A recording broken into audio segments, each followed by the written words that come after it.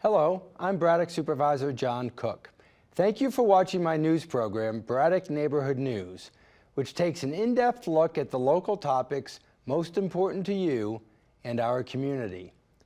Domestic violence affects everyone in the community, and many of us may not realize the many ways that it can alter our lives. Far too often, victims of domestic violence are not given the care and information they need to help their situation. The Domestic Violence Prevention Policy Coordinating Council, or DVPPCC, was established to develop policies to combat domestic violence. I was named chair of the council last year, and I'm working to help the council be as effective as possible in meeting the challenges of domestic violence. To discuss the council, I have invited Tom Goodwin, member of the council, as well as Gretchen Soto and Yolanda Thompson, both program managers at the county's Office for Women in Domestic and Sexual Violence Services, to come on BNN and tell us about their mission of eliminating domestic violence in the county. Tom, Gretchen, Yolanda, thanks so much for coming on the show. Thank you for having us. Pleasure to be here. Yolanda, Gretchen, you guys work this every day. It is your career. And what is it that has sort of moved you to devote a career now to domestic violence prevention? Helping those who are in need, most vulnerable people who typically are hidden in our communities. You know, that's that hidden part. You know, we're trying to do so much about awareness, and you know, Gretchen, we're trying to reach out and say to people, come forward and recognize what's happening, and that's a lot of the work that you guys do. Absolutely, it touches the lives of everyone. And so, you know, it's not just the victims, it's the community at large that is impacted. And so we really try to spread the message to the community at large. And the DVPPCC has been so helpful in making that happen, bringing together public officials and community leaders and the faith-based community around the issue and having a coordinated response to domestic violence and stalking in our community. Yeah, in the council, which I'll say council because DVPPCC is such a long, we're going to get a new acronym once we can figure it out, but we just, you know, it's what we got. But it is, I don't know if it's unique, but it is close to unique in the power in the room when we meet. We have 40 some odd people who are everything from law enforcement officials, heads of agencies in the county, and then nonprofit leaders in the community coming together. And the idea is that if you get the people who have the ability to make decisions in the room, we can actually make decisions and do something. And it's just a great vehicle for making things happen in a field that really needs a lot of coordination and collaboration. And you guys are working that every day. Talk about, Yolanda, a little bit about that collaboration and how, you know, it's really a lot of agencies working, and you're working not just in the government, but with the nonprofit sector as well. Well, I think that the council, I'll use that because I'm accustomed to using the acronym for our office, Office for Women in Domestic and Sexual Violence Services. That's another long name. OFWDSVS, so it's long, right? The council has afforded the opportunity to have, as you mentioned, senior level public officials, community leaders, some residents of the county to come and brainstorm about how to address violence in our community, specifically domestic violence, sexual violence, human trafficking, and stalking, right? And the idea around that is really that we need a coordinated system to response to domestic violence and other issues that are impacting our community, because each one comes with different perspectives, different areas of expertise, different talents that really help us to brainstorm a very effective response. And Tom, you're just a regular guy here. You're not a government employee. You run a business. But you've become so involved in Shelter House and in the council and so many of our efforts. What is it about domestic violence prevention that sort of caught your attention for you to devote so much time and energy and, you know, Sure. your expertise to the field? John, I think when I'm here originally because I volunteered with a local nonprofit that provides shelter and services to victims of homelessness and also victims and survivors of domestic violence. And when I got started, the only thing that I was pretty sure was that when it came to domestic violence, I thought it was a bad thing. I was not familiar with it other than what one might read in the newspaper about a story. But it didn't take very long to understand two things. Number one is how serious a problem it is. Domestic violence, believe it or not, is the #1 cause of homicide in Fairfax County, #1. And number two is that there's help and that we're making progress against it. The Fairfax County, aligned with a number of nonprofit organizations in this region, are going after domestic violence in terms of services, both on the prevention side, hence the word prevention in DVPPCC, and also establishing policies that can help residents of the community get help when they need it. And one of the things that I have discovered as a volunteer is just the mere availability of the services and terrific professional people to work them sometimes is not enough. People are sometimes reluctant to come in. Sometimes after they've been in, they want to go back home. So there's a need for our residents to understand that we got a serious problem here, but that there is help. And that's what got me interested, was that there's something going on. We can do something about it. You know, Tom, that's interesting, because in some ways I was in that same position. You know, I got elected to office. This was not an issue that I had really worked on or knew a whole lot about. But then you just start to learn a little bit about it. You learn that, as you stated, that #1 cause of homicide in the county is domestic violence. That as much as half of the homelessness in the county is from domestic violence. That half of the people in the county who are homeless due to domestic violence are children. Yes. That we have hundreds of children in the county homeless, going to school every day, living in cars, living in the woods, living on the street, because they had to run from violence.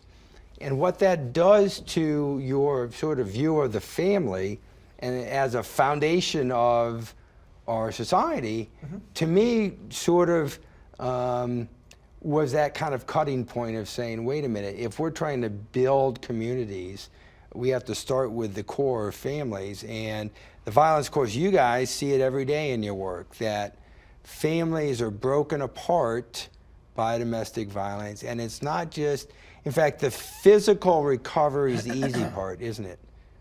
Well, you know, just to piggyback on what Tom said, it is a public safety issue for our community, and it is a public health issue. So when you talk about breaking a family apart, it's because of the trauma, and we know that that also impacts the health and mental health of that family and the extending family and the community in some regards, right?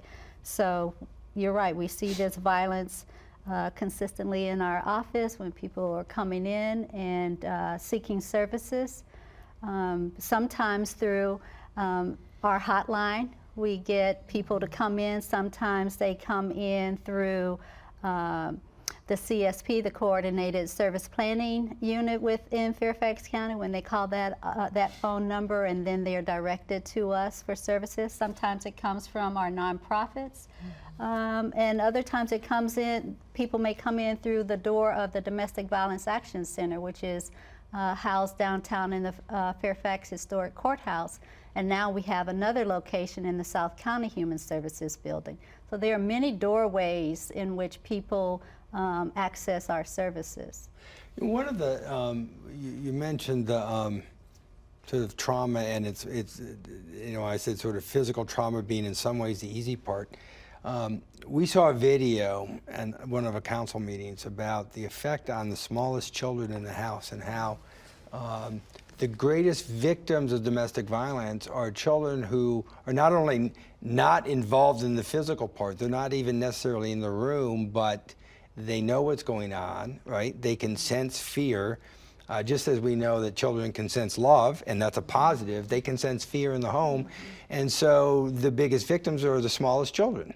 And if you think about it, it makes sense at an intuitive level, right? You have one that has this delicate brain that's just forming, and it's forming in a traumatic environment. So there's an alarm startle response, and so those that are the youngest, and parents often believe, well, they're not impacted because they don't have the ability to speak, so they haven't formed a language yet. and yet the brain is processing all of that, and those wounds run deep, and it has kind of a kindling effect throughout the course of development, and so that we know that multiple traumas have a poor prognosis in terms of outcome without intervention and treatment. So when folks access our continuum, irrespective of the portal of entry, as Yolanda was describing, we recognize that one size does not fit all. And so whether it's advocacy services or intervention and treatment and counseling services, we really try to offer trauma-informed care that fits the needs of the client, where the services are really driven by client choice and empowering them to share their testimony in a way that feels safe for them. And whether they choose to stay in the union where the violence has occurred or not, we help them to do safety planning and coordinate and link and monitor services that they choose at that time. One of the hardest things in probably talking to someone about domestic violence who is just beginning to learn about it is, sort of somebody might have the first reaction of saying, well, okay, so there's violence, just leave.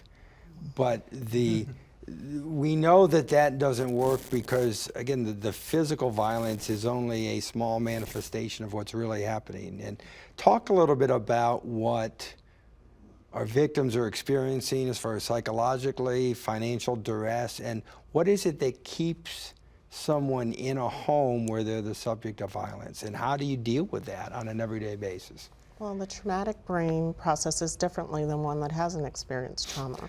And so incoming stimuli is processed differently. So that sneeze, for example, for me, I can, process that as a sneeze, something irritated your nose. For someone who's had a trauma experience, that could, really elicit a huge trauma response and a startle response and set off a whole neurological pathway that in someone who hasn't experienced trauma, they wouldn't have that kind of response. And so in terms of decision making and processing that happens in our prefrontal cortex, that's dysregulated in folks that have trauma. And so you have to recognize that if there's been a change in brain function and processing, then the choices will look different. And so when folks are coming into care, it's so important that there's a sensitivity to recognizing that they wish to stay.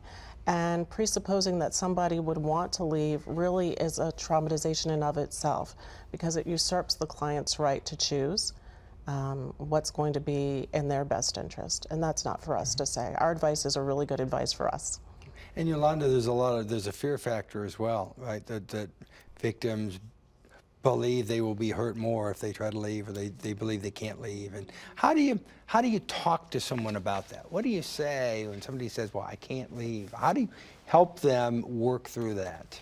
Well, we use a power and control wheel that talks about the different aspects of what control looks like, what power looks like, and try to walk them through that, but really not really directing it, right? Because we're really just there to help guide, which is very different than directing, right? Guide them through the process so that they can identify things that may have felt normal to them, and they may have thought that was usual, and we're just trying to help them to see that it is not normal for someone to exert this type of power and control over you. That is not a healthy relationship. That is not love.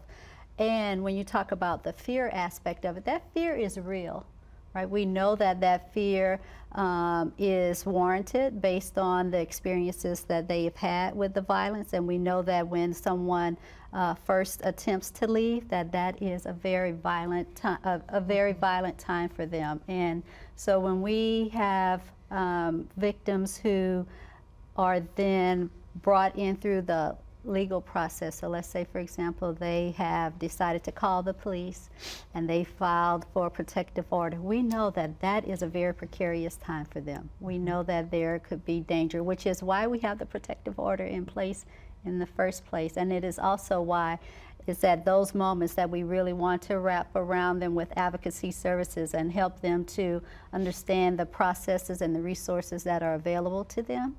And that's something that our advocacy services team does at the Domestic Violence Action Center. That's something also that we work with the police through the LAP program to help to really engage that person in services at that really precarious time.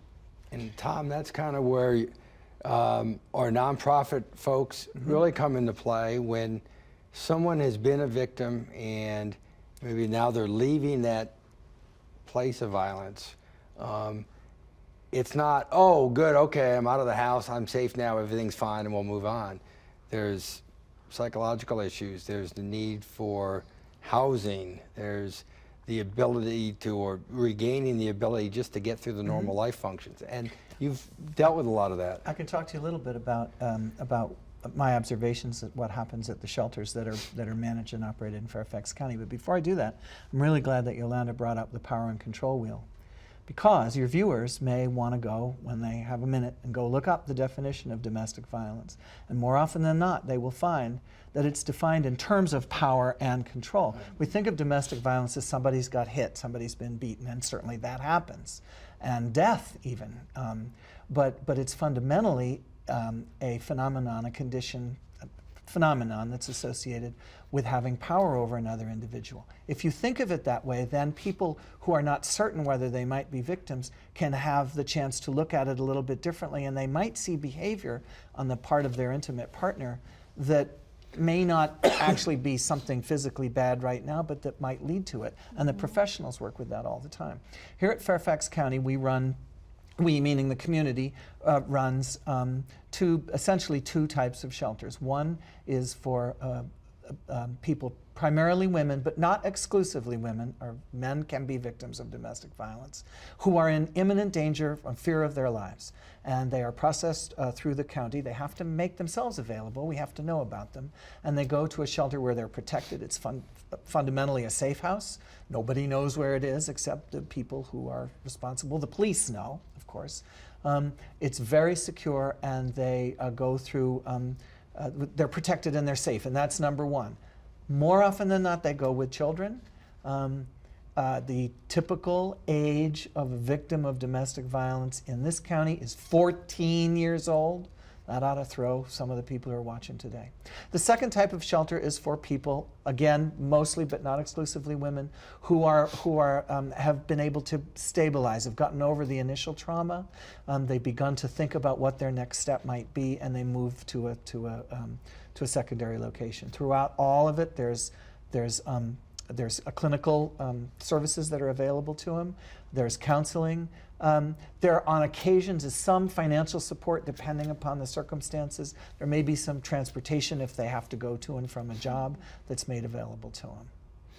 And Tom, if somebody is watching and they're saying, boy, you know, that's something that's really important, there's a lot of ways people can get involved and to help, certainly financially helping out nonprofit organizations, but also talk a little bit about opportunities for people in the community who maybe are watching and who are saying, I want to help, I want to get involved in this. What can people do? Well, they can do what I do, which is volunteer with an organization called Shelter House, shelterhouse.org, Shelter House, just like it sounds. And Shelter House is a nonprofit organization that works with victims of domestic violence on a number of fronts. Did I mention it's nonprofit? And they take many, many volunteers. There's people who volunteer at all levels. I have gone over and answered the phone at Artemis House on occasion to help. So there's all kinds of opportunities to volunteer. And there are other organizations as well, Cornerstones, Pathways. Office for Women and Domestic and Sexual Violence And the Office for Women and yes. And that would that? actually be your first start. And you should talk about that now, because that's really the best way to get into the system, is to get on the hotline and start processing yourself through the system. And that's a lot of what you guys do in the office is you're coordinating, go back to our coordinating council and a policy level. We say, how can community members work with our county government, our law enforcement? You guys do a lot of that coordination. Talk a little bit about how that works. The county doesn't run without our volunteers. They bring you bring a wealth of resources to us, and knowledge and experience. So we have folks from all walks of life that volunteer with our office, the Office for Women, Domestic and Sexual Violence Services. And we run the emergency shelter for domestic violence, Artemis House, and Shelter House is a contractor to us. And so there are opportunities to volunteer there, to actually come into the office, and we have administrative support. We have volunteers that facilitate groups, volunteers that help out with community events, and outreach and education.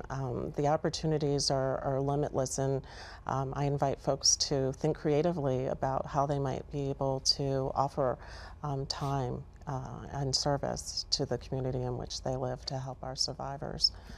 Yolanda, talk about how you work with our community organizations and volunteers. Well, I was going to say one of the easiest ways for residents in the county to look up volunteer opportunities is through the county's volunteer management system. And they can search on any specific topic that they're interested in and find a wealth of different opportunities. And when you talk about how do we work with them, our volunteers increase our capacity to provide services. Without our volunteers, we would not be able to offer a 24-hour, 7 days a week, 365 days a year hotline, which is really staffed by volunteers and office staff who have gone through an extensive amount of training to be able to respond to calls that come in. We never know what the call is. We never know what type of call it is. And so these folks have had extensive training in being able to address it. And then when you talk about partnering with other organizations, we couldn't do it without programs and organizations like Shelter House, like the Jewish Council Against Domestic Abuse, Northern Virginia Family Services, Legal Services of Northern Virginia. I mean, there's a wealth of organizations within the county who are all committed to addressing the issue of domestic violence and sexual violence in our county. Let me ask you about maybe a little bit of a different angle, and that is somebody who says, watching, they say, you know, I hadn't really thought too much about it, but now I'm thinking, I'm hearing this, and I know someone at work or in the neighborhood who, yeah, you know, it seemed strange that they were having falls and they were being, you know, having black eyes, and they seemed to be traumatized by something. Maybe that's domestic violence. What do you do if you're that bystander and, you know, maybe you're not the person's best friend?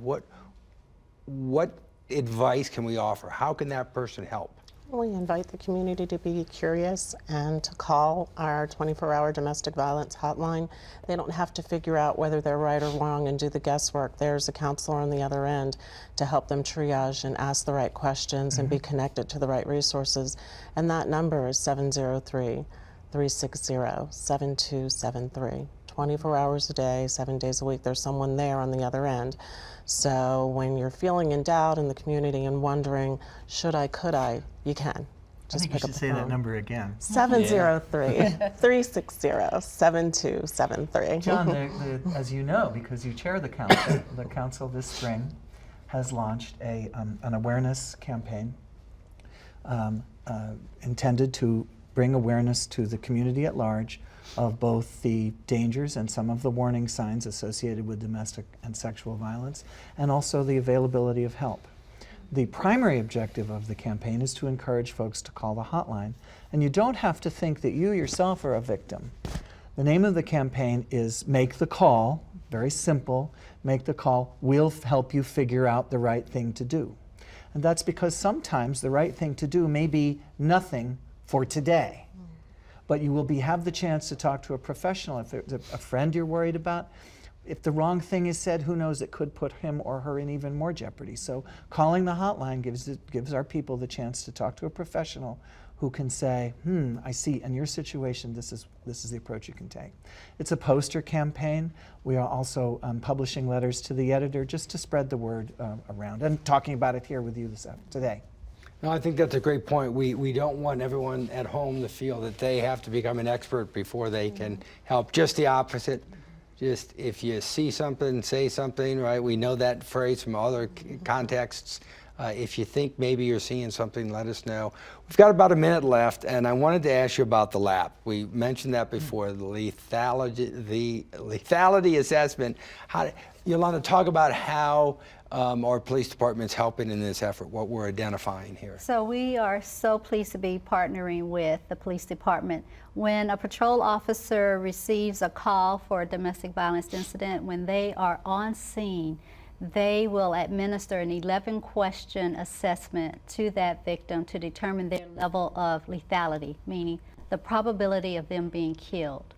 And once they have determined that that person is in high danger, they will call a line that's dedicated to the police officers only, that is staffed by our staff 24 hours, 7 days a week. And they will have offer the victim the opportunity to speak with an advocate who can help walk them through different processes and try to engage them in services. That's the main thing we want to be able to do, to share with them that there are resources available and to get them access to those services. Right. And we're going to try to then help with prevention, and we could keep talking, but we're going to be out of time. So I want to thank Tom, Gretchen, and Yolanda for joining me today and for the work they have done to help victims of domestic violence. I hope you have enjoyed this segment of Braddock Neighborhood News. Thank you for watching. If you have any questions, comments, or other needs, please contact my office at 703-425-9300 or email braddock@fairfaxcounty.gov. Tune in next month for another edition, and please remember to volunteer your time. Our community needs you.